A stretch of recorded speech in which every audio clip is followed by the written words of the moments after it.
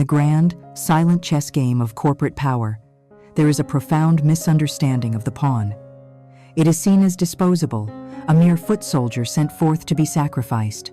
But those who truly understand the game know that the pawn's greatest strength lies in its memory. It remembers every step forward, every piece it could not take, and it carries the quiet, unyielding ambition of reaching the other side of the board to become something else entirely. People often forget that patience is not weakness. It is a strategy, sharpened to a razor's edge in the long, quiet corridors of overlooked potential.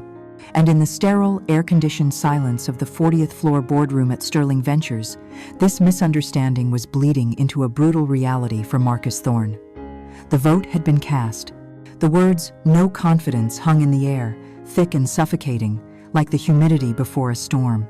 Marcus, the division director, a man whose tailored suits cost more than a junior employee's monthly salary, felt the fabric tighten around his chest. His face, usually a confident mask of corporate authority, was a blotchy canvas of crimson and pale white. His eyes darted from one face to another, around the polished mahogany table faces that had smiled at him yesterday, faces that had sought his approval, now stared back with the cold, impersonal finality of a jury delivering a verdict. This couldn't be happening. Not to him.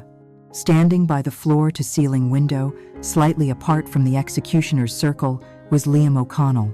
He watched the city's skyline, the cars below moving, like metallic blood cells, through the arteries of the metropolis, utterly indifferent to the corporate death taking place above them. There was no smile of triumph on Liam's face, no clenching of a victorious fist. There was only the stillness of a deep-sea diver who has finally reached the surface after a long, crushing descent.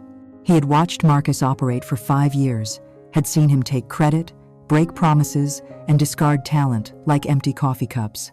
He had endured the gaslighting, the dismissive pats on the back that felt more like shoves. And through it all, he had done what a pawn does best. He had moved forward, one square at a time, silently observing, documenting, and waiting. Marcus's wild, desperate gaze finally landed on him. In that moment, a flicker of horrified understanding seemed to ignite in the director's eyes. He wasn't the victim of a sudden corporate coup or a market downturn. He was the victim of 1,000 tiny cuts, a death by meticulous documentation. The man standing by the window wasn't just a subordinate. He was the architect of this downfall, the ghostwriter of this professional obituary. Liam met his gaze, and for the first time in 5 years offered nothing. No reassurance, no deference, just a calm, empty reflection of Marcus's own failure. For Marcus Thorne, this was the end of his world. For Liam O'Connell, it was simply the end of a long and complex equation, finally solved. To understand the man who stood calmly by the window, you have to go back 5 years, to a version of Liam O'Connell who still believed that corporate ladders were built on merit. He had arrived at Sterling Ventures with a mind like a finely tuned engine and a heart full of carefully managed optimism.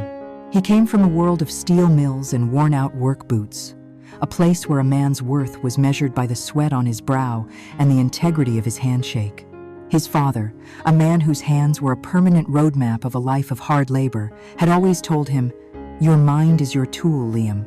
Make it sharper than any chisel, but never let it make you forget the feel of solid ground." For Liam, Sterling Ventures, with its gleaming towers and promises of innovation, was the ultimate testing ground for that philosophy. He believed he could succeed by simply being the best, by working the hardest, by letting the quality of his work speak for itself. In those early days, Marcus Thorne was not a villain, he was a god. He moved through the office with an aura of effortless charisma. He remembered everyone's name, told the right jokes, and spoke of the company's vision with a passion that felt infectious. He saw Liam's potential immediately, not as a threat, but as an asset, a powerful, unpolished tool he could wield. "Liam, my boy," Marcus would say, draping a heavy arm over his shoulders after Liam had spent a week untangling a disastrous coding error left by another team. "You're a ghost, a miracle worker. You see the patterns no one else does." At first, this praise was intoxicating. Liam felt seen. He saw Marcus as a mentor, a champion who would clear a path for him. He would work through the night, fueled by coffee and the belief that he was contributing to something great, that his efforts were being recognized by the man at the helm. He was the architect of shadows, the unseen hand that drew the blueprints for Marcus's biggest victories. When the quarterly projections looked bleak, it was Liam who would lock himself away, analyzing market trends and internal data streams until he found a single, overlooked variable that could pivot the department from a loss to a staggering profit. Marcus would then present these findings in the boardroom as a stroke of his own intuitive genius, mentioning Liam's name only in passing as part of a great team effort. When a key client threatened to walk due to logistical failures, it was Liam who built a new efficiency algorithm from scratch over a single weekend, saving the multi-million-dollar account. Marcus celebrated by taking the executive team out for a lavish steak dinner, sending Liam a polite thank you email the next morning. The work was Liam's, but the glory, the bonuses, and the reputation always belonged to Marcus. Liam told himself this was how the game was played. You paid your dues. You stayed in the background and learned, and eventually your time would come. His only sanctuary in this glass and steel jungle was Evelyn Reed, a senior data analyst with eyes that missed nothing and a cynical wit that could dismantle corporate nonsense in a single sentence. Evelyn became his confidant. Their friendship was forged in the quiet solidarity of the break room, over microwaved lunches and bitter coffee. She was the first one to give a name to the unease that was growing in Liam's gut. "He's not a mentor, Liam," she said one afternoon, watching Marcus Glad, handing a visiting executive. "He's a vampire. He finds the smartest person in the room and drains them for ideas, then moves on to the next one." Liam had defended Marcus then, arguing that he was just a good manager who knew how to delegate. Evelyn had just smiled a sad, knowing smile. "A good manager builds you up. A user just uses you up. Know the difference." She was his reality check, the person who saw his value even when he was beginning to doubt it himself. She listened as he vented his frustrations and celebrated his small, unacknowledged wins with a shared nod across a crowded meeting room. She was the only other person in the entire company who knew who the real architect was.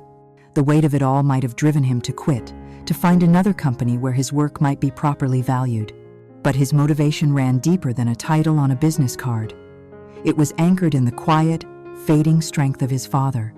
Every other Sunday, Liam would drive 2 hours to his parents' small house, the world of Sterling Ventures melting away as he stepped into the familiar scent of sawdust and his mother's cooking. His father, weakened by a chronic illness, would sit with him in the backyard, his hands, once so strong, now resting gently in his lap. He never asked about promotions or bonuses. He would ask, "Are you proud of the work you're doing, son? Are you being an honest man?" And Liam would find himself unable to lie. He would talk about the problems he was solving, the complex systems he was building, and see a flicker of pride in his father's tired eyes. He had made a promise, not just to his father, but to himself, that he would succeed on his own terms, that he would prove a man could rise without sacrificing his soul. So he stayed. He endured the stolen credit and the empty praise, not out of weakness, but out of a deep, burning need to fulfill that promise. He convinced himself that the promotion, when it came, would not just be a career move. It would be a validation of his father's entire life philosophy. It would be proof that in the end, substance truly could triumph over style. It was this conviction, this deeply personal mission, that kept him in the shadows, meticulously laying the foundation for an empire that someone else was putting his name on. He was patient, he was diligent, and he was watching everything. Project Odyssey was not just another assignment, it was Liam's symphony. For years, he had watched Sterling Ventures operate on a patchwork of outdated systems and reactive strategies. A lumbering giant, constantly fixing problems instead of anticipating them. Odyssey was his solution, a predictive analytics engine that would integrate every facet of the company from supply chain logistics to client behavior patterns into a single, living ecosystem of data. It was audacious, complex, and potentially revolutionary. He spent months developing the proposal in his own time, running models on his home computer, building a case so airtight, so compelling, that it couldn't be ignored. When he finally presented it to Marcus, he saw a rare, genuine spark of excitement in his boss's eyes, the spark of a man recognizing a winning lottery ticket. Marcus, a master of corporate theater, knew exactly how to sell it.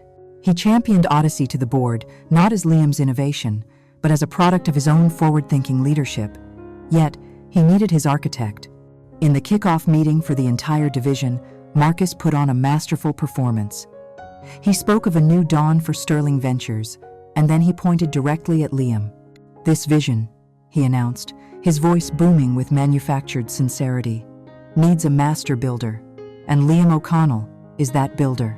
He will be leading the technical development of Odyssey from the ground up." He let the weight of that statement settle before delivering the masterstroke. This project will be his trial by fire, and when he succeeds, and I have no doubt that he will, we will all be celebrating his promotion to senior manager. That's not a hope, people. It's a promise. The room erupted in applause. It was public. It was unequivocal. For Liam, it was the sound of a contract being sealed. The promise wasn't just gilded, it felt like solid gold. The next 8 months were a blur of relentless work. Odyssey became Liam's entire world. He was the first to arrive at the office, often greeting the cleaning crew, and the last to leave, the city lights his only company. He lived and breathed the project's complex code, dreaming of data streams and algorithmic solutions. He led his small, hand-picked team, not like a boss, but like a collaborator. He fostered an environment where ideas, not titles, held weight. And in the midst of this crucible of innovation, there was Chad. Chad Peterson was introduced to the team as a strategic liaison, a title as vague as his contributions. He was the nephew of a major shareholder, a fact that was an open secret. He would attend meetings, scroll through his phone, and offer vapid suggestions like, "Let's leverage synergy," before leaving for a 2-hour lunch. Evelyn would watch him with undisguised contempt. "He's a placeholder, Liam," she'd mutter, "a ghost on the payroll." But Liam, laser, focused on the finish line, refused to be distracted. Chad was just corporate noise. Odyssey was the signal. The day of the launch arrived. With a final keystroke, Odyssey went live. The results were not just good, they were breathtaking. Within the first week, the system identified supply chain inefficiencies that would save the company an estimated $12 million annually. It flagged 3 major clients as at risk for non-renewal, allowing the sales team to intervene and save the accounts. It was a home run, a grand slam. A wave of emails from executives and department heads flooded Liam's inbox, all singing his praises. The entire company was buzzing. For the first time, Liam felt the warm glow of a spotlight that was rightfully his. That weekend, he called his father. "It went well, Dad," he said, a rare note of pure joy in his voice. I think the good news we've been waiting for is finally here." He could hear the pride in his father's weakening voice, and it felt more valuable than any stock option. The celebration was a grand affair. The company rented out a chic downtown venue with an open bar and champagne flowing freely. The air was electric with success. Colleagues slapped Liam on the back, shaking his hand, calling him a genius. "Get your corner office picked out?" one of them joked. Even Marcus seemed to be playing his part. He pulled Liam aside early in the evening, a wide grin on his face. "Tonight's your night, my boy," he whispered, squeezing Liam's shoulder. "I told them all you were my secret weapon. Now they see it. Get ready." Liam's heart hammered in his chest. This was it, the culmination of 5 years of silent, thankless work. Finally, Marcus stepped up to a small stage, tapping the microphone. The cheerful chatter of the room died down. He delivered a soaring speech about vision, courage, and the power of the Sterling Ventures family. He painted a picture of himself as the daring captain who had steered the ship through treacherous waters. Then, he moved to the grand finale. A project of this magnitude requires more than just maintenance. It requires a new kind of leadership to guide its next phase. Someone with a fresh perspective who can build on this incredible foundation. "It is my great honor," he paused for dramatic effect, his eyes scanning the crowd, "to announce our new senior manager." Liam stood tall, his breath caught in his throat. He saw his future spooling out in front of him, bright and clear. Chad Peterson. The name hit the air and seemed to shatter the festive atmosphere. There was a beat of stunned, confused silence before a smattering of polite, uncertain applause began. Chad, looking genuinely surprised for a moment before a smug grin spread across his face, made his way to the stage. For Liam, the world went silent and loud all at once. The sound of the clapping was a physical force, a wave of nausea that washed over him. The smiling, congratulatory faces blurred into grotesque masks. Every polite handshake he had received, every word of praise, now felt like a cruel joke. He was a fool, a naive, hard-working fool who had actually believed the gilded promise. He had built a magnificent chariot and then stood aside while the king's buffoonish nephew was handed the reins. He didn't wait to hear Chad's stammering acceptance speech. He turned and slipped out of the venue, unseen, the sound of the celebration for another man's triumph chasing him out into the cold, indifferent night. The architect had been evicted from his own creation, and in the wreckage of his belief, something new, something cold and hard, began to form. The day after the party, the office air was thick with unspoken words. Colleagues who had celebrated his genius just hours before now offered him tight, pitying smiles or avoided his gaze altogether, as if his public humiliation were contagious. Chad was a caricature of a new manager, strutting through the aisles, wearing a suit that was a size too tight and a cologne that was a decade too young. He called an impromptu team meeting to outline his vision, which consisted of him reading a few motivational quotes from the internet and mispronouncing the names of 2 key clients. It was a farce, and Liam was forced to sit through it, his face an unreadable mask of professional calm while a storm of fury and shame raged within him. He knew he couldn't let it lie. The wound was too deep, the betrayal too blatant. He needed to hear it from Marcus himself. He requested a meeting. Walking to Marcus's corner office felt like walking to his own execution. He rehearsed what he would say, focusing on facts, on logic, on the undeniable breach of a public promise.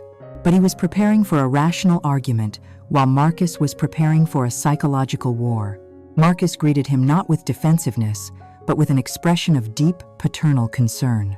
"Liam, come in. Sit down," he said, gesturing to the plush leather chair opposite his desk. "I was expecting you. You look terrible. You didn't sleep, did you?" The immediate framing was not of a boss and his wronged employee, but of a worried father and his overwrought son. Marcus was already controlling the narrative. Liam, determined, laid out his case calmly. He spoke of the 8 months of relentless work, the project's unprecedented success, and the very public promise that had been made. Marcus listened patiently, nodding, his face a perfect picture of empathy. When Liam finished, Marcus leaned forward, his voice low and confidential. "Liam, I hear you. I really do. And I know how this looks. But you're seeing the chessboard while I'm seeing the entire tournament. That promise, it was about more than just delivering a project. It's about being ready for the pressures of leadership, the politics, the optics. Chad, and I know he's still green, brings a level of shareholder confidence to the table. His family's influence buys us breathing room.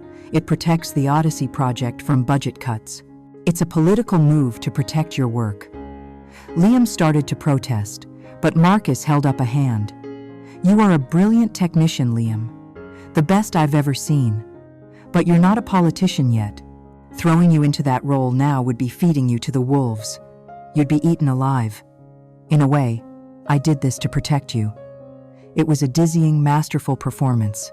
In the space of 2 minutes, Marcus had transformed his betrayal into a strategic act of mentorship. He had made Liam's ambition seem like naivete. "Think of this as the next stage of your training," Marcus continued, his voice smooth as honey. "You'll be the brains behind the operation. You'll guide Chad, mentor him. You'll learn how to manage up, how to lead from behind the scenes. It's a far more valuable skill than just having a title. I have a grand plan for you, Liam, a much higher ceiling than senior manager. But you have to trust the process. You have to show me you can handle a setback with maturity, that you see the bigger picture." Liam left the office feeling like the world had been turned upside down. The certainty of his anger had been replaced by a disorienting fog of self-doubt. Was Marcus right? Was he being emotional? Was this really a test he was failing? The gaslighting was so effective, so total, that he began to question his own reality. That doubt, however, was quickly burned away by the daily, grinding reality of working under Chad. It was an exercise in constant, soul-crushing humiliation.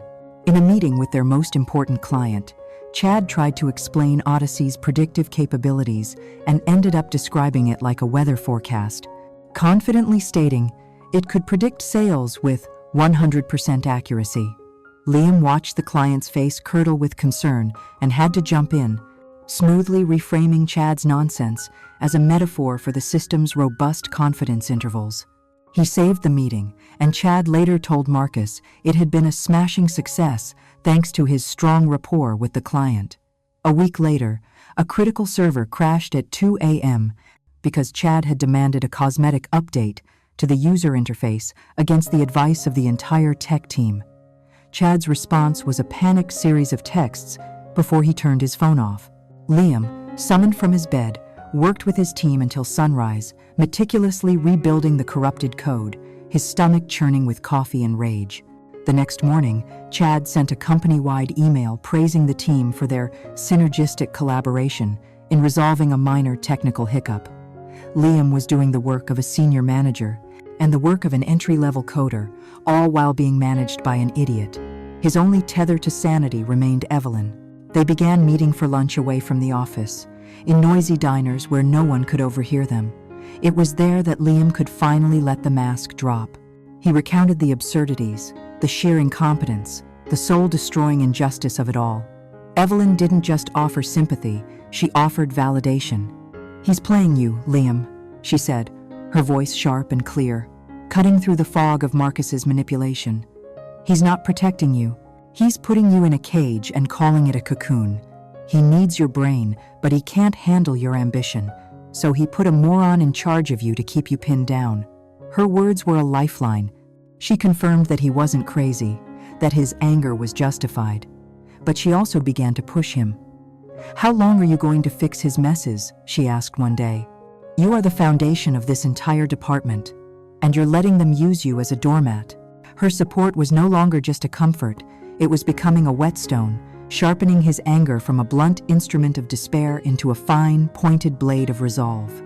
One night, fixing yet another one of Chad's catastrophic errors, Liam found himself staring at his own reflection in the dark monitor. He saw the exhaustion in his eyes, the lines of stress around his mouth. The hopeful young man who had walked into Sterling Ventures was gone. In his place was a tired stranger. He had been broken down, manipulated, and humiliated.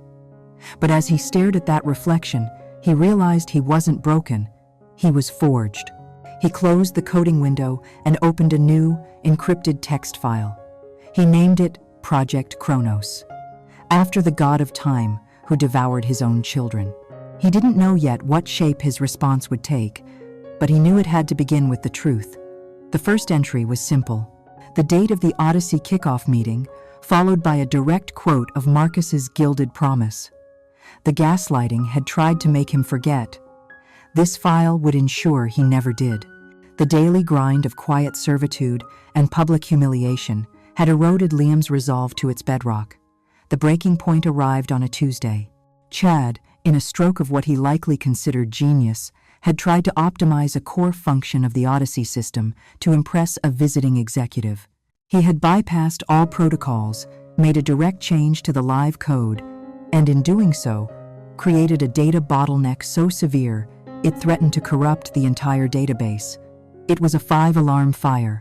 Liam spent 36 straight hours, without sleep, leading a frantic effort to restore the system from backups and repair the damage.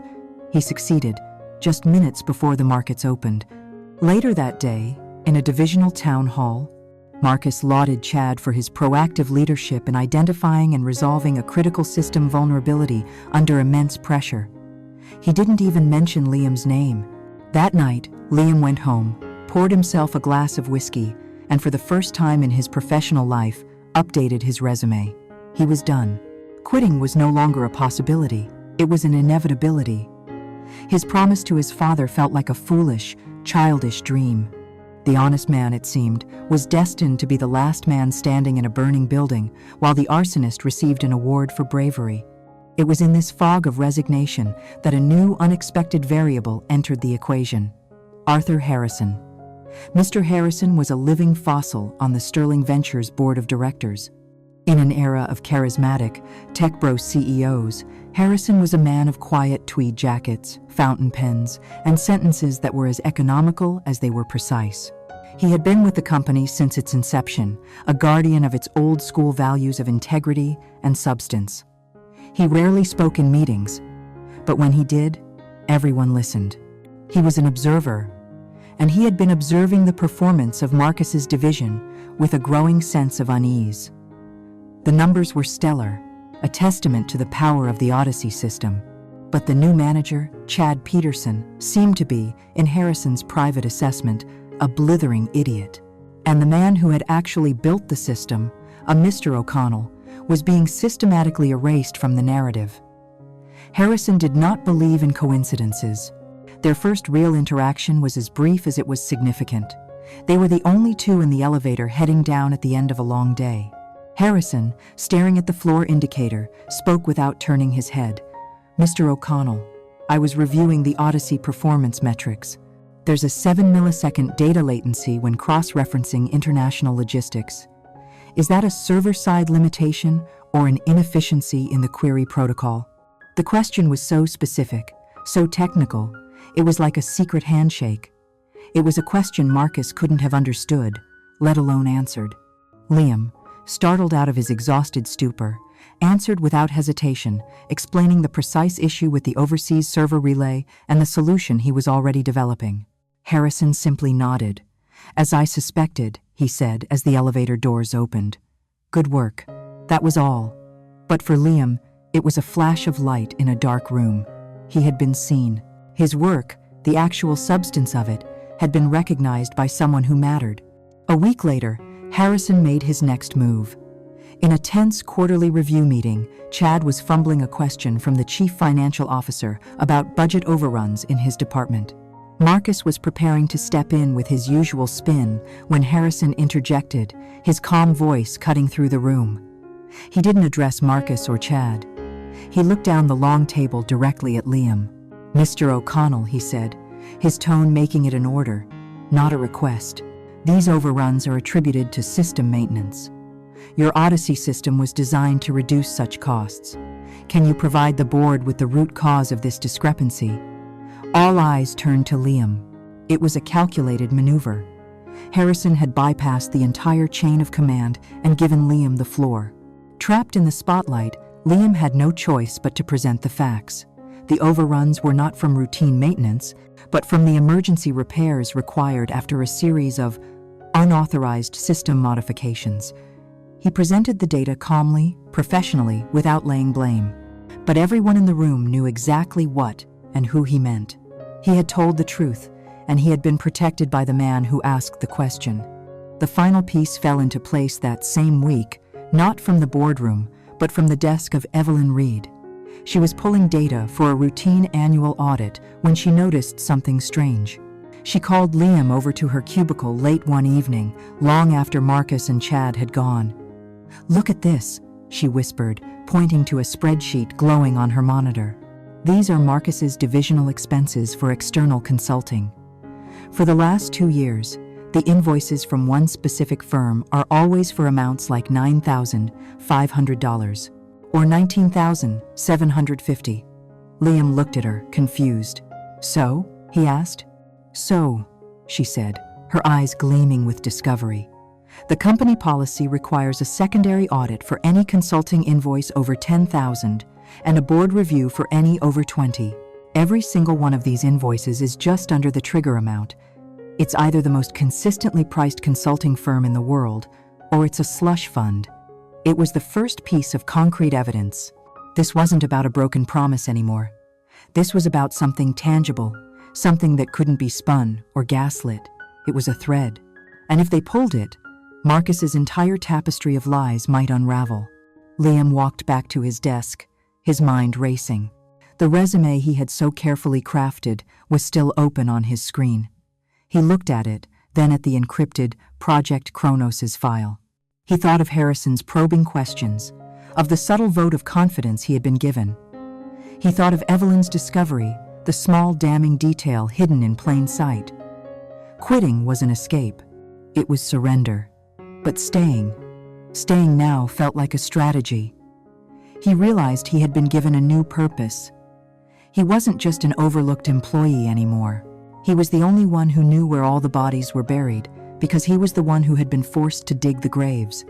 He dragged the resume file to the trash bin. Then, he opened Kronos and created a new section, titling it Financial Anomalies. The despair that had crippled him was gone, replaced by a cold, quiet, and deeply focused resolve. The architect of shadows was about to design his masterpiece. The decision to stay had transformed Liam's existence into a strange and dangerous duality. By day, he was the model subordinate, the quiet, dependable workhorse of the department. He patiently explained the basics of their own systems to Chad. He respectfully deferred to Marcus in meetings, and he continued to fix the endless stream of errors that flowed from their incompetence. He was polite, efficient, and utterly invisible, a ghost in the corporate machine. But when the sun set and the office emptied out, a different Liam emerged. In the quiet hum of his workstation, bathed in the cool glow of the monitor, he became a hunter. His keyboard was his weapon, and Project Kronos was his hunting ground. The anger that had once been a hot, chaotic fire had been banked and forged into a cold, sharp instrument of purpose. This was no longer about revenge, it was about restoration. It was about balancing an equation that had been violently skewed by greed and arrogance. His methodology was rooted in the very skills Marcus had exploited for years: meticulous attention to detail and an obsession with data. He began with Chad. Every mistake, every missed deadline, every nonsensical directive was entered into a private log. But Liam didn't just record the event, he quantified its impact. An entry wouldn't just say, "Chad deleted the wrong client file." It would read, "Error initiated by C. Peterson at 11:42 a.m., resulting in the deletion of the Acme Corp Q2 file. Recovery required 18 man-hours from senior tech support. Direct cost, $2,700. Consequence, delayed Q3 proposal, placing a $1.5 million account at risk." He attached the email chains, the system logs, the frantic messages from the account manager. He stripped away all emotion, leaving only a cold, brutal calculus of incompetence. Chad's file grew into a devastating ledger of his own uselessness. Marcus was a more challenging target, a beast protected by layers of plausible deniability and corporate spin. For this, Liam relied on the subtle guidance of his silent ally. Mr. Pleckett.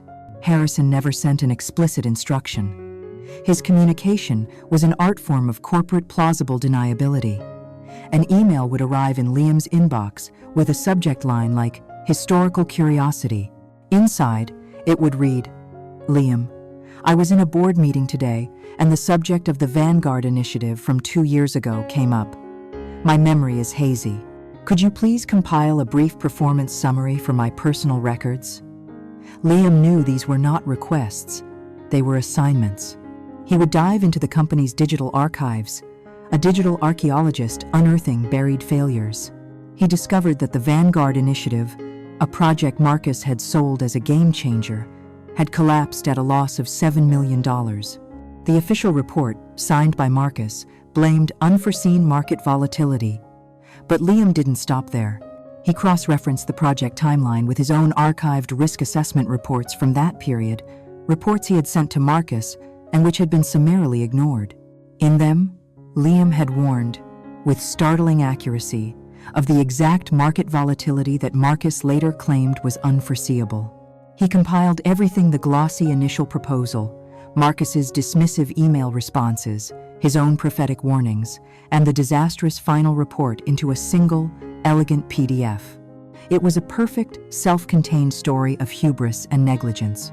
The most perilous part of the web was the financial thread Evelyn had uncovered. This required a new level of caution. They worked like spies, meeting in empty conference rooms late at night, communicating on encrypted channels and covering their digital tracks with expert precision. Evelyn was a virtuoso of the database. She was the one who could pull seemingly unrelated datasets and see the hidden connections. She took the name of the mysterious consulting firm, Innovate Solutions LLC, and began her hunt. It didn't take her long. A search of public business registries revealed the truth. The company had been incorporated 3 years prior. Its registered address was a mail drop box, and its sole listed officer was a man named Robert Miller. A quick cross-reference on social media revealed that Robert Miller was the maiden name of Marcus Thorne's wife. He was Marcus's brother-in-law. It was the smoking gun. Liam took this explosive information and wove it into his growing tapestry. He wasn't just a documentarian anymore. He was a storyteller, and he was crafting a tragedy. He meticulously mapped the dates of the payments to Innovate Solutions. A $30,000 payment in April, 2 weeks before the Vanguard initiative was officially declared a failure and its losses written off. A $50,000 payment in September, just after Marcus had secured a massive and ultimately unnecessary budget increase for his department. The pattern was clear and sickening. The slush fund wasn't just for padding expenses. It was a mechanism to reward himself for his own failures, to siphon money from the company he was supposed to be leading. With each new piece of evidence, Liam felt himself changing. The hurt and humiliation that had once consumed him had receded, replaced by an almost zen-like focus. He was no longer the victim of the game. He was becoming a master of it. He began to see the office not as a place of torment, but as a complex system of levers and pulleys.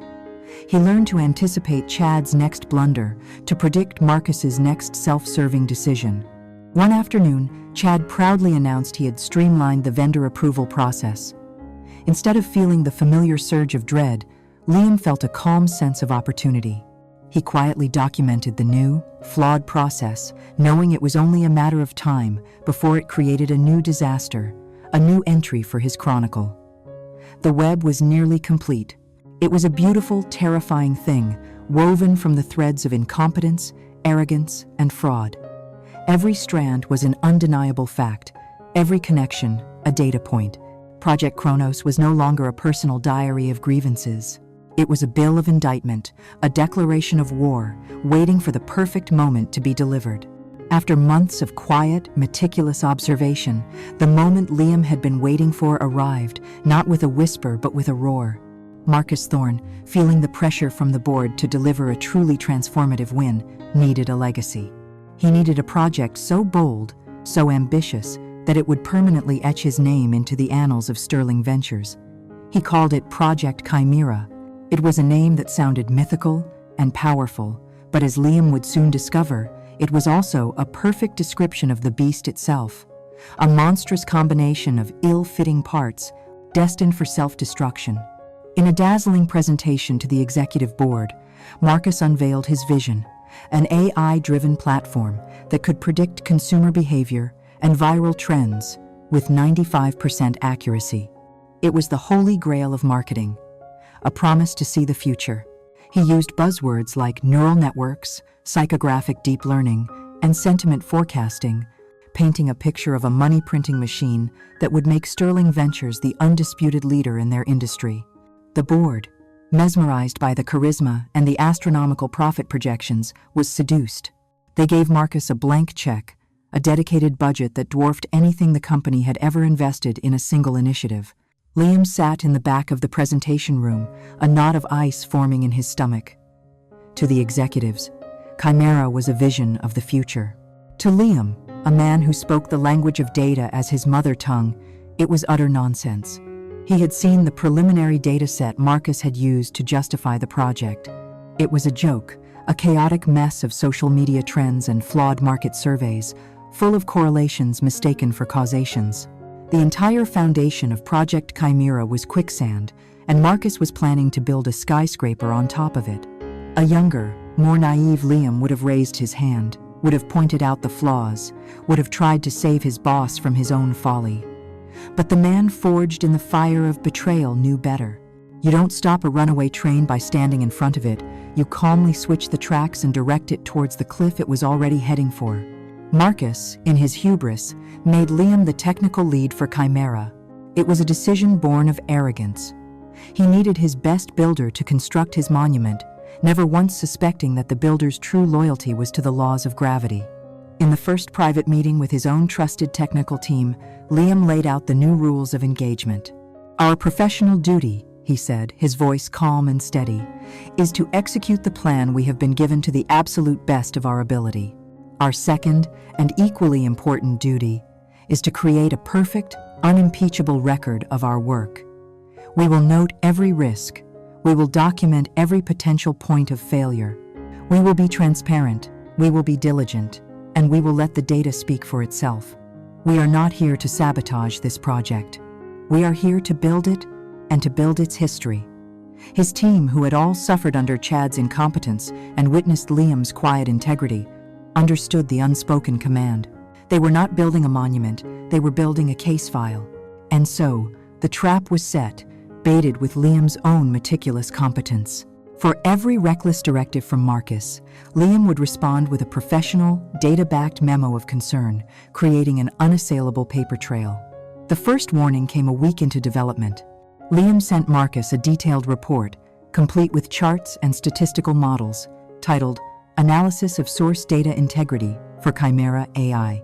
The report concluded, respectfully but firmly, that the foundational data was statistically unreliable and recommended a 6-month validation period before building the core algorithm.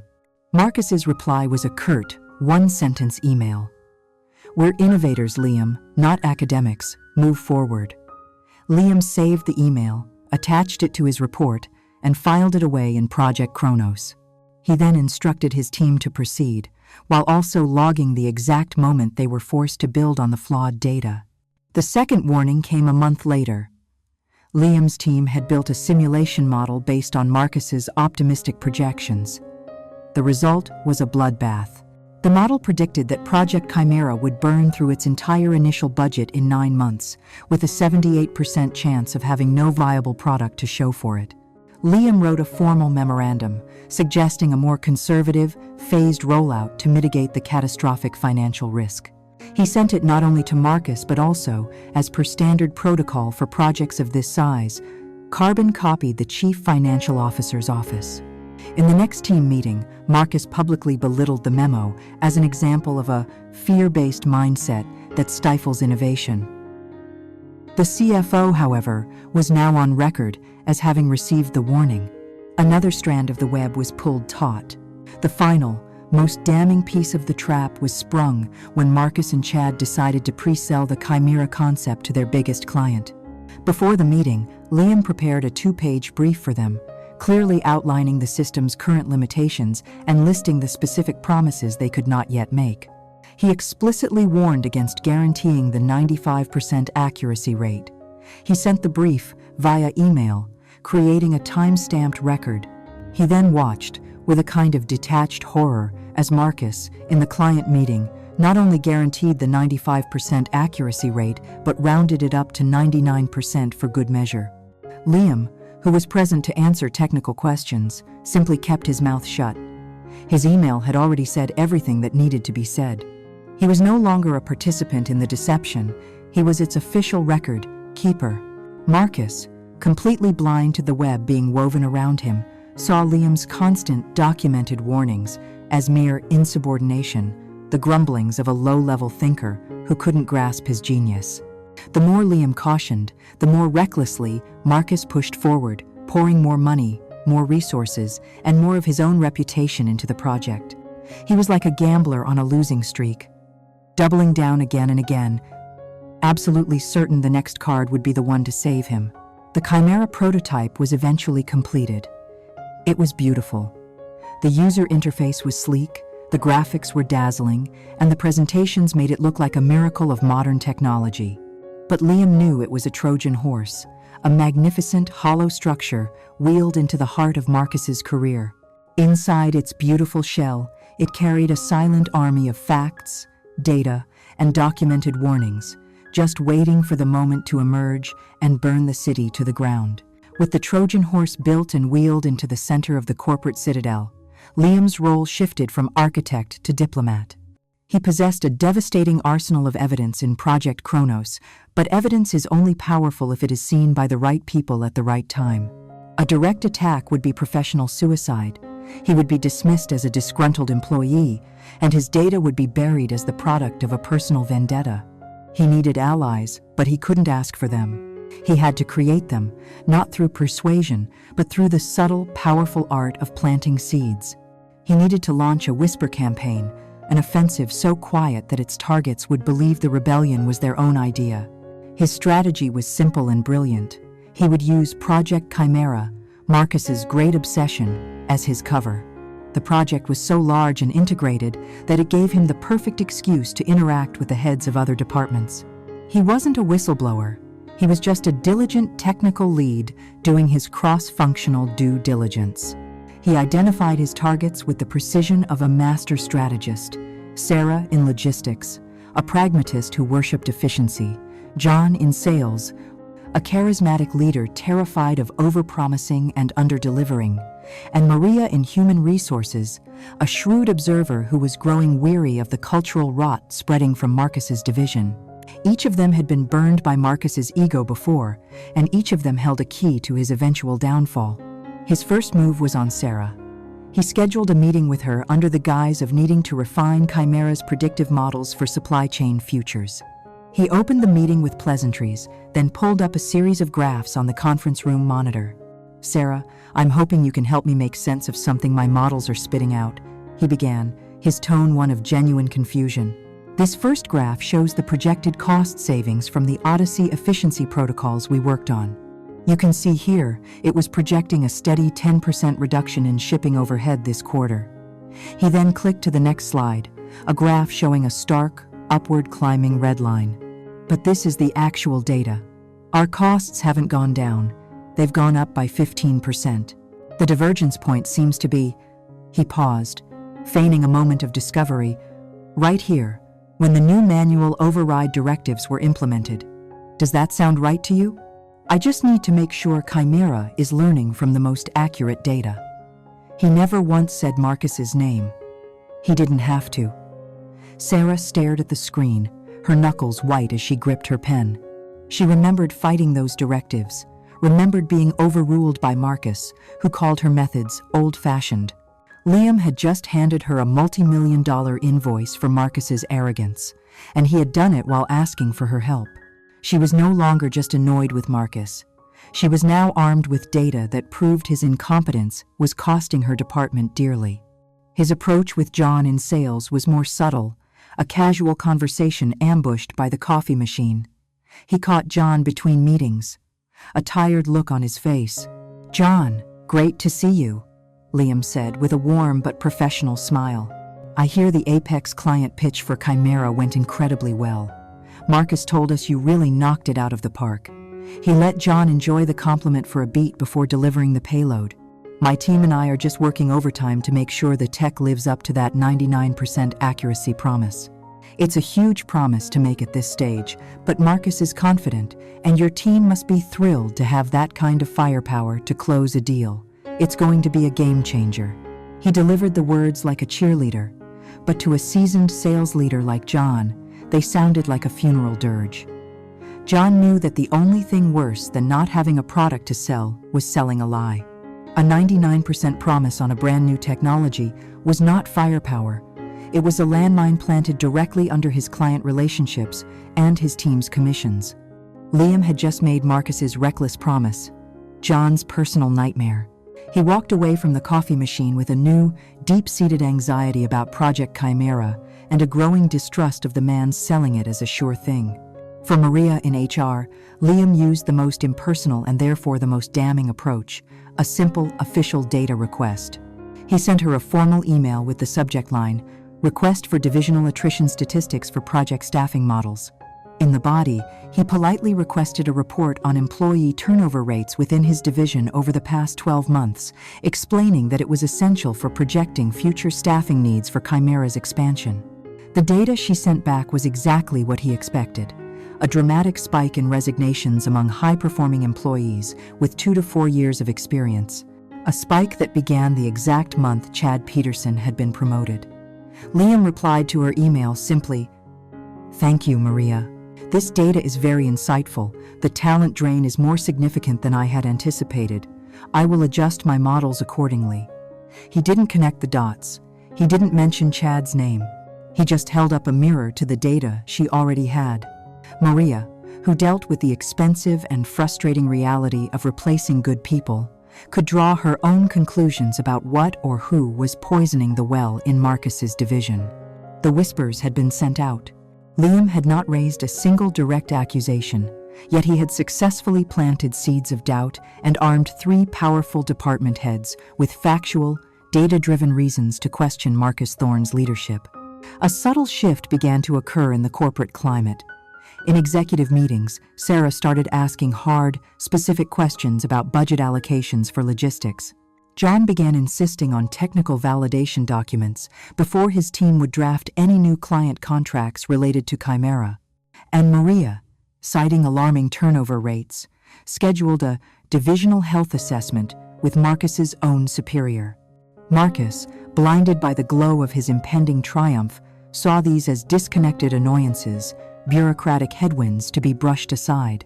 He had no idea that the foundations of his kingdom were being systematically weakened, that a silent coalition was forming in the shadows, waiting for the first crack to appear in the walls of his precious, hollow horse. The launch of the Project Chimera pilot program with Apex Corp, their largest and most valuable client, was an event steeped in forced pageantry. Marcus Thorne paraded the Apex executives through their offices, delivering a sermon on the future of predictive analytics, his voice resonating with the hollow confidence of a con man on the verge of his biggest score. Chad stood by his side, nodding enthusiastically at every buzzword, a loyal and clueless squire. Liam and his team were on standby in a designated war room, an ironic title for a group of people who were essentially waiting for a surrender. They weren't there to manage a success, but to document a catastrophe.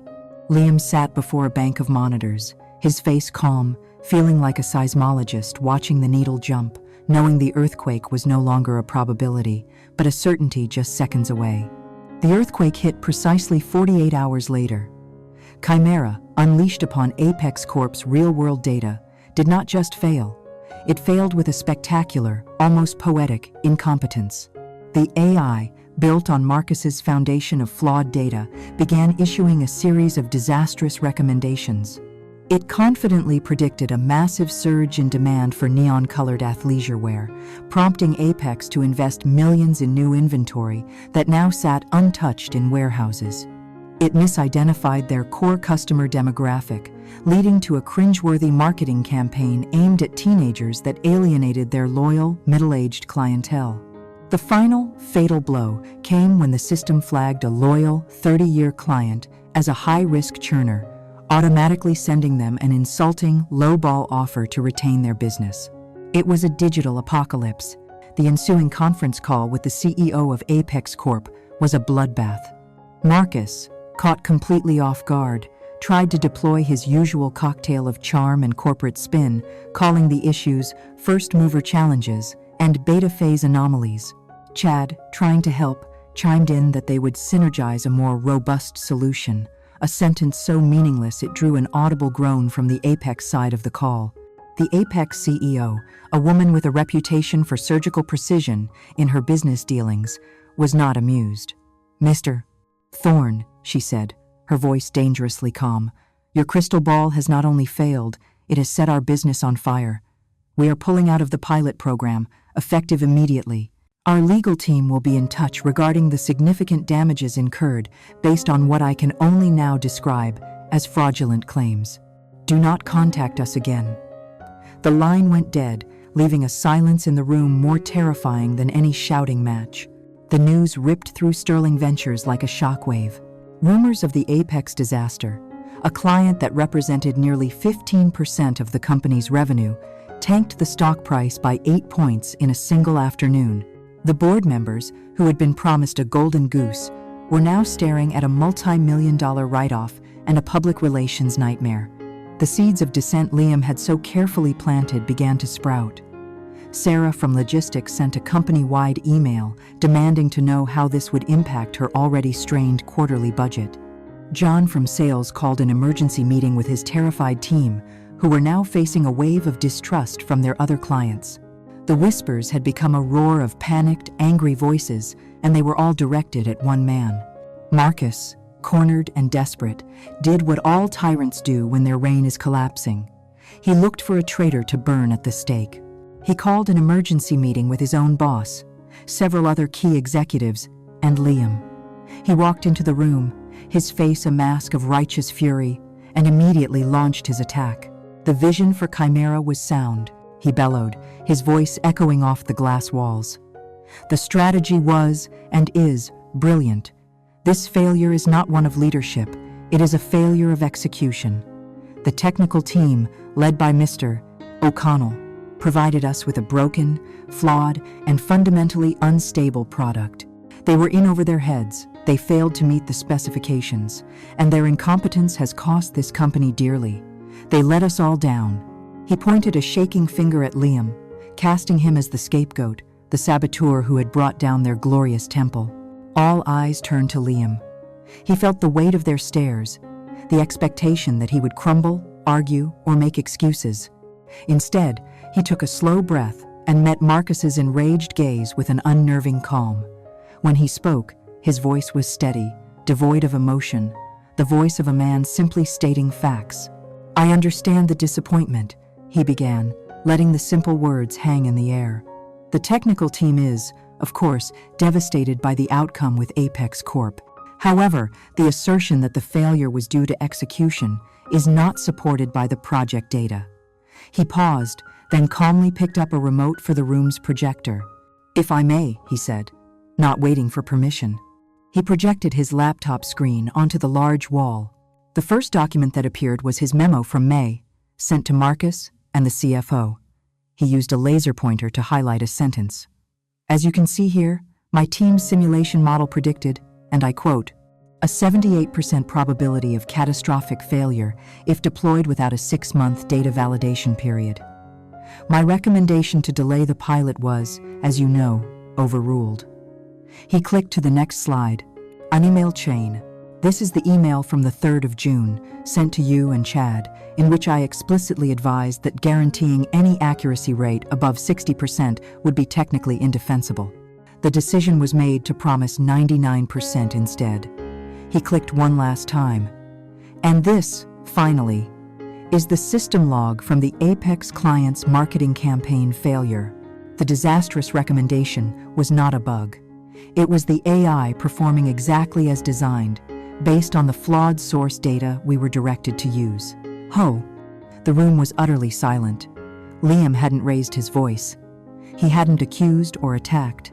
He had simply held up a mirror, a perfect, unassailable mirror of documentation that reflected Marcus's own recklessness, his own arrogance, his own decisions back at him.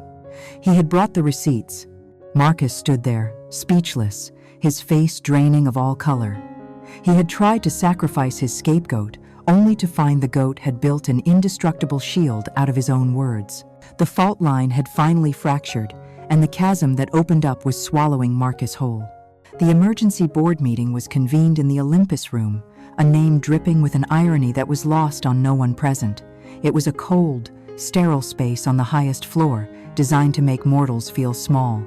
The 10 board members sat like stone figures around a vast, mirror-polished table that reflected their grim expressions. At the head of the table sat Marcus Thorne. The usual charismatic swagger was gone, replaced by the rigid posture of a man bracing for impact. He had aged a decade in a week. His suit, though impeccably tailored, seemed to hang on a frame diminished by fear. This was not a meeting, it was a tribunal, and he was the sole defendant. He began his defense with the desperate energy of a cornered animal.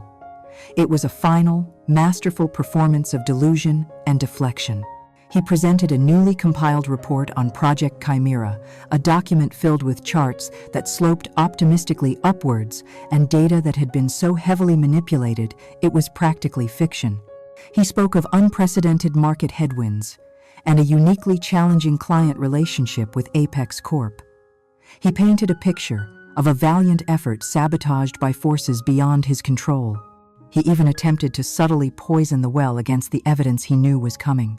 "In any complex technical project," he said, his eyes scanning the room, "there will always be dissenting voices, individuals whose risk-averse nature prevents them from seeing the larger vision. It is the role of a leader to filter out this noise and steer the ship forward." He was building a fortress of lies, hoping its walls were thick enough to withstand the coming siege. When he finished, a thick, suffocating silence descended upon the room. The CEO cleared his throat, about to speak, but was preempted by the calm, resonant voice of Arthur Harrison. "Thank you, Marcus. That was comprehensive." Ms. Harrison let the word hang in the air, allowing its double meaning to settle. "However, your presentation has raised several questions regarding historical context and data integrity. I believe that for the board to make a fully informed decision, we require some technical clarification." He paused, his gaze sweeping over the other members. "With the board's permission, I have taken the liberty of inviting Mr. Liam O'Connell to join us. As the technical architect of not only Chimera, but several other key divisional initiatives, his perspective may prove invaluable." It was a perfectly executed power move. A murmur went through the room as the doors opened and Liam walked in. He wasn't deferential, nor was he arrogant. He moved with a quiet, somber purpose, carrying a slim laptop that held the entire history of Marcus Thorne's failures. He nodded respectfully to the board, connected his laptop to the projector, and the screen flickered to life. His first slide was elegantly simple, its title a declaration of intent, a 5-year divisional review, data, decisions, and consequences. He began with Chimera, not with accusations, but with a simple, brutal juxtaposition. On one side of the screen, he displayed Marcus's public promises and internal projections. On the other, he showed his own time-stamped risk assessments that had predicted the apex disaster with chilling accuracy. He moved on to the email chains where his warnings were dismissed as paralysis by analysis and a fear-based mindset. He was not telling a story. He was presenting the irrefutable, black and white evidence of a catastrophe foretold. Then, with the board still reeling, he seamlessly transitioned. "This pattern of disregarding data-driven warnings," Liam said, his voice as steady as a surgeon's hand, "is not an isolated incident." A new slide appeared, Project Vanguard. He showed the board the same pattern. An overhyped promise from Marcus, a prescient but ignored warning from Liam's analysis, and a $7 million loss quietly buried a year later. He was no longer dissecting a single failure. He was exposing a chronic disease. From financial negligence, he moved to the human cost. This leadership style has also had a profound impact on our most valuable asset, our people. He projected the HR data, a stark graph showing the exodus of high-performing employees that began the very month Chad Peterson was promoted. He then overlaid that data with another graph, showing a corresponding increase in project delays and critical errors. "We have been losing not just employees," Liam stated, "but the institutional knowledge and talent required to remain competitive." He had quantified the cost of Marcus's nepotism. For his final act, Liam brought up the financial records. "Finally," he said, his voice dropping slightly, "there are the financial anomalies that I cannot, within my professional capacity, explain." The spreadsheet of payments to Innovate Solutions LLC filled the screen. He showed the public business registry, clearly listing Marcus's brother-in-law as the sole officer. Then came the final, devastating slide, a timeline. On the top were the dates of the largest payments made to the Shell Corporation. On the bottom were the dates of major project write-offs, including Vanguard and several others he had unearthed. The correlation was undeniable, a sickening rhythm of failure and reward. He turned from the screen to face the board. "As I said," he concluded softly, "I am a data strategist, not a forensic accountant. I cannot explain this pattern. I can only show you that it exists." He was done. The Olympus room was as silent as a tomb. The board members stared, stunned, at the mountain of evidence Liam had just presented. It was a perfect, interlocking case, built from Marcus's own emails, his own reports, his own decisions. Marcus Thorne sat at the head of the table, his face the color of ash, The fortress of lies he had built had been systematically dismantled, brick by brick, until he was left exposed, shivering in the cold, hard light of documented truth. "Mr." Harrison leaned forward slightly. "Thank you, Mr. O'Connell," he said, his voice a quiet note of finality. That was precisely the clarification we required. The trial was over. In the ringing silence that followed Liam's presentation, the air in the Olympus room became heavy, crystalline. The data on the screen was no longer just information. It was a verdict, an unblinking digital eye that had witnessed every crime and now stared out at the jury. The 10 board members, seasoned executives accustomed to spin and corporate maneuvering, were visibly shaken. They looked from the damning timeline of payments on the screen to the ashen, hollowed-out face of Marcus Thorne, and in that moment, the entire power structure of the room inverted. Marcus was no longer the director. He was a specimen under a microscope, his deceptions laid bare for all to see. It was the chairman of the board, a formidable man named Franklin Cole, who finally broke the spell. He removed his glasses, polished them slowly, and placed them back on with deliberate precision. When he spoke, his voice was devoid of all warmth, as cold and hard as the marble floors. "Marcus," he began, the use of his first name, a chillingly intimate prelude to an execution.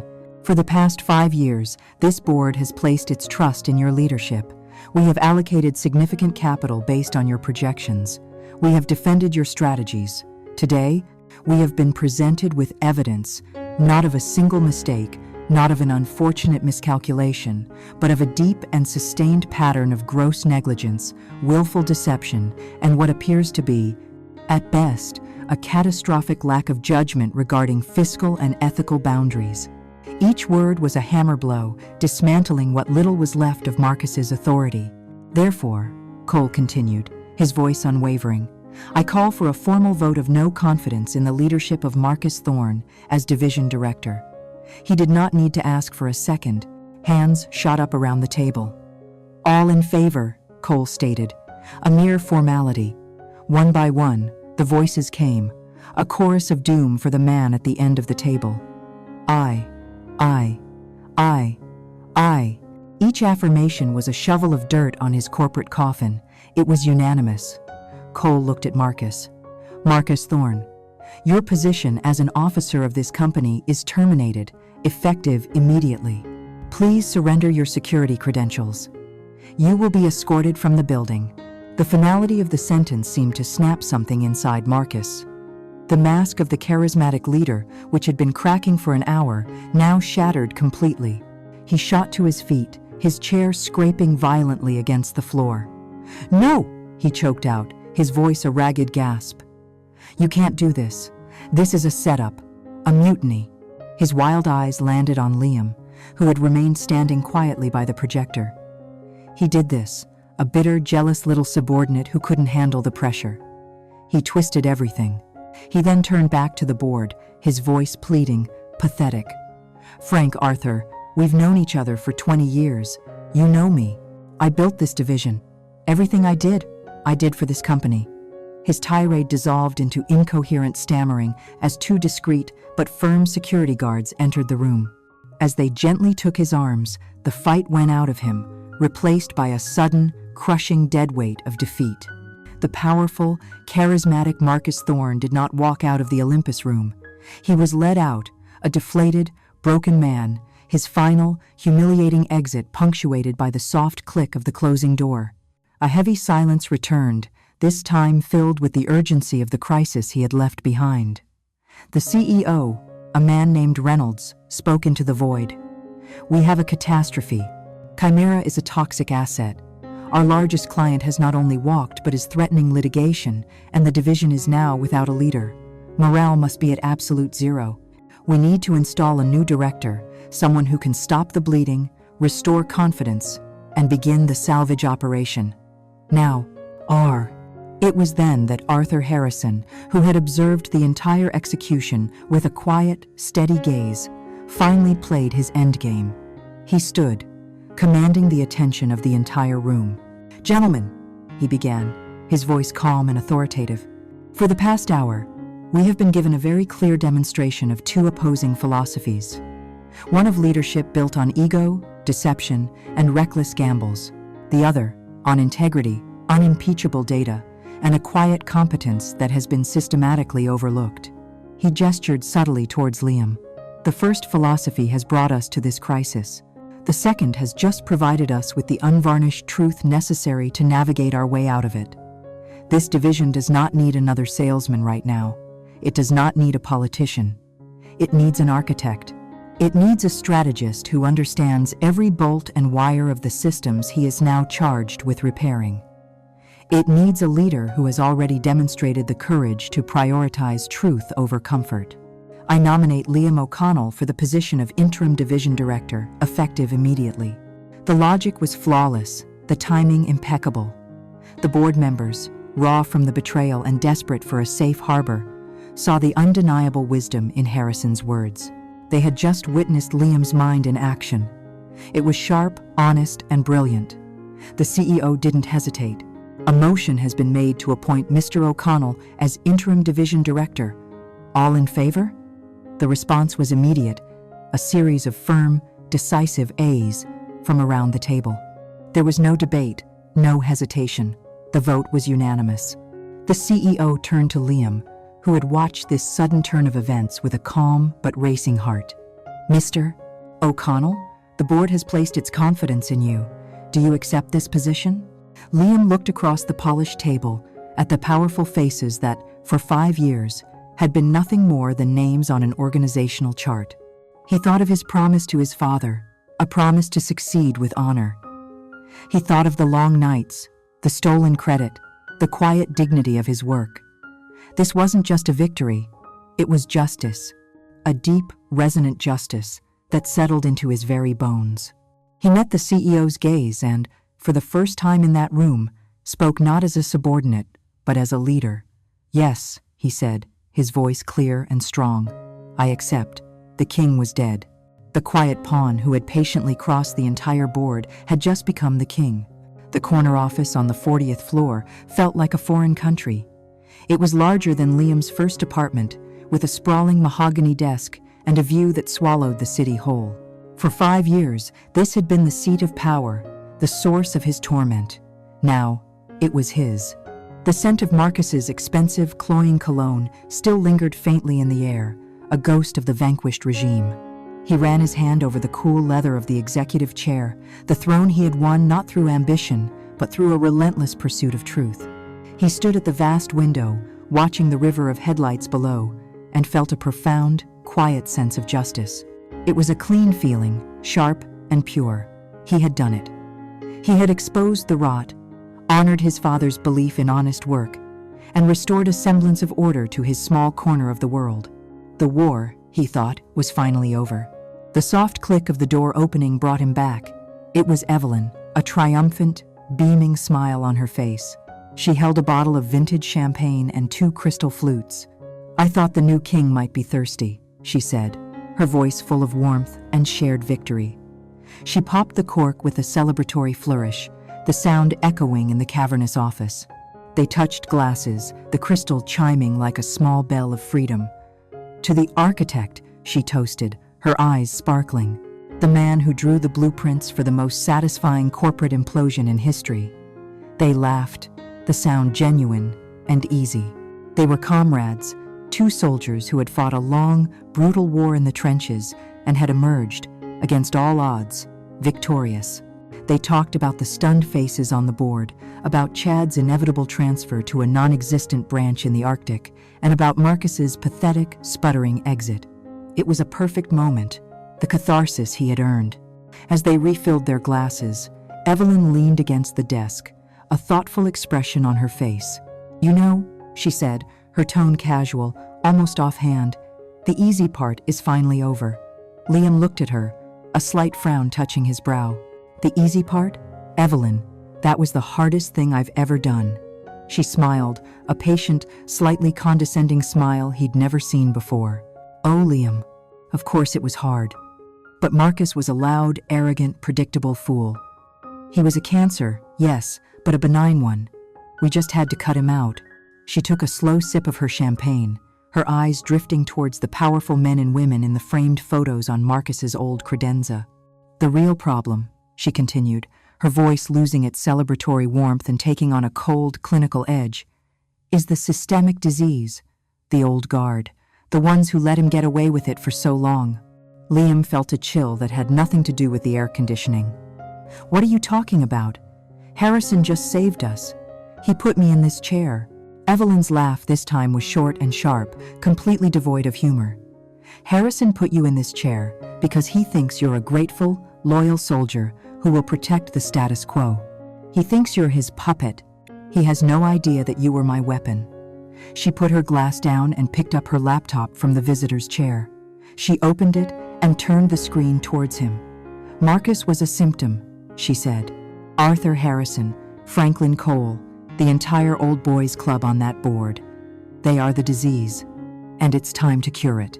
On her screen was a file structure that made his blood run cold. It was titled Project Leviathan. It was a mirror of his own Project Kronos, but infinitely more complex, more detailed, more ruthless. There was a meticulously organized folder for every single member of the executive board and C-suite. He saw Harrison's name and clicked on it. It opened to reveal a dossier of breathtaking detail. Every failed project Harrison had ever championed, every ethically gray investment in his personal portfolio, even transcripts of private conversations, sourced from methods Liam couldn't begin to fathom. He realized, with a sickening, sinking feeling, that Evelyn had never just been his ally. He had been her case study. She hadn't stumbled upon Marcus's slush fund. She had been actively hunting for it, using Liam's legitimate grievance as the perfect cover. She had watched him, guided him, and studied his methods, all in preparation for a much larger war. He looked up from the screen at the woman he thought was his closest friend.